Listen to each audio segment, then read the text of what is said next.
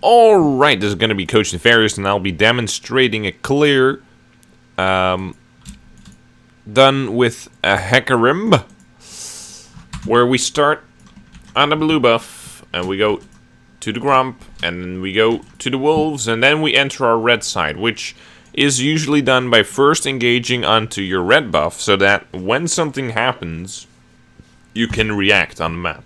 Let's say something happens in mid. I got my red buff. Let's go. Right? Well, if you clear your raptors, it's like, I don't have a red buff. Let's go. Right? So it's a little more awkward. It's just one of these optimizations you see is very common in high elo. There's a sensible way of doing it and an unsensible way of doing it. This counts for most champions. Let's say, for example, Graves. Great at clearing raptors, but you still want to get that red buff out of the way. Wow, that was bad. We're just gonna do the one. Every 2 auto attacks I move, and then I fuck it up and get hit some more than I need to. First, we're gonna do the shit the good old-fashioned way.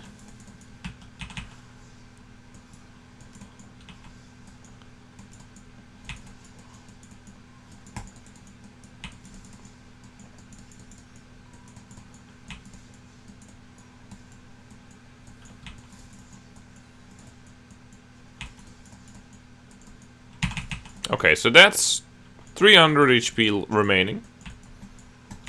And I made some mistakes in kiting. I definitely didn't optimize this. This is my first time clearing like this with Hecarim jungle. I'm just applying some very basic fundamentals of kiting. Whoa! So this would be the situation in which you can reach level 3 by going for red buff, and then you can move onto the map a little easier. So we're gonna do 1 and a 2, and a 1 and a 2. Oh, I missed my Q. That's not good. Don't want to miss your Qs. And I staggered the buff, so you can see I'm making plenty of mistakes. There we go, though.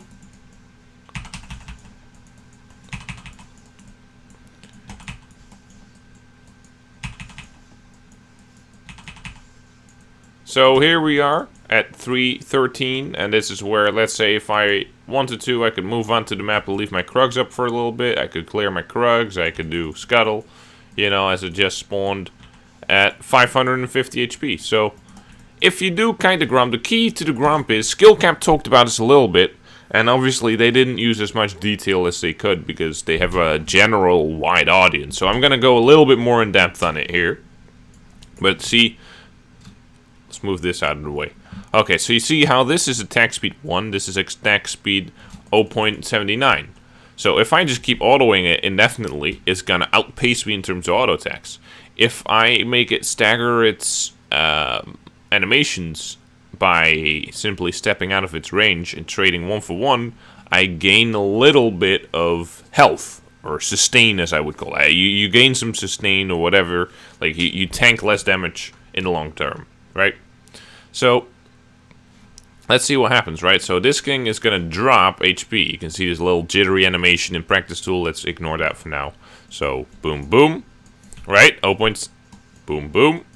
And now, if I, even after 2 auto attacks, it's just slow as hell. So now I could do 1, 2, and it still hits me, right? So, let's see. It's at 0.1 at start, or sorry, at 1.0. So now it's at 0.57, 0.50. That's as low as it goes. So 1, 2. It attacks me. 1, 2, and now I can move. 1, 2, 1, 2. Right? So after it's done its 5 attacks, I can trade 2 for 1. For the first 2 attacks, I can trade 1 for 1.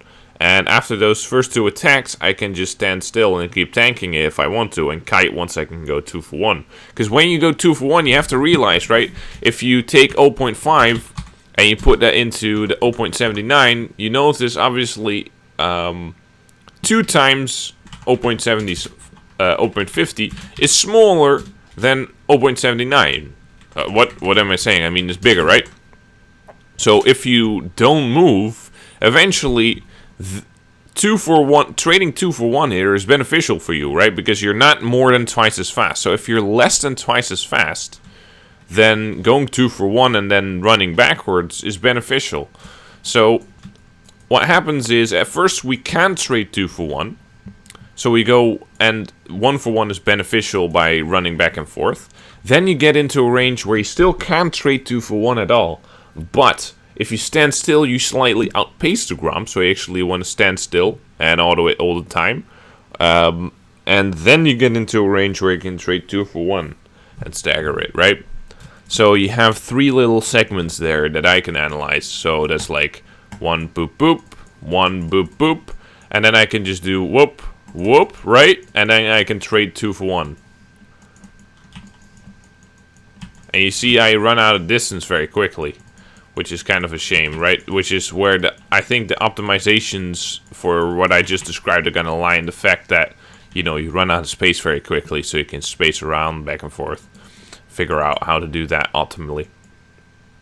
But that's it. That's it for this one. You can see you can do this route very, very clearly. Feel free to optimize it some more, right? Make sure that you kite the blue buff cleanly, which I didn't. If you get a leash, it's even easier. In that case, you could also smite the Gromp if you really felt like it. Not necessary, but you could do that, right? If you really feel like it's too much HP cost. So there's a lot of options, right? So in a real route, you're gonna have more HP after your blue buff. You're gonna have the opportunity to smite Gromp if you want to. So you're gonna be absolutely fine and have refillable charges at the end of your route. That's it for this one. Hope to see you in the next one.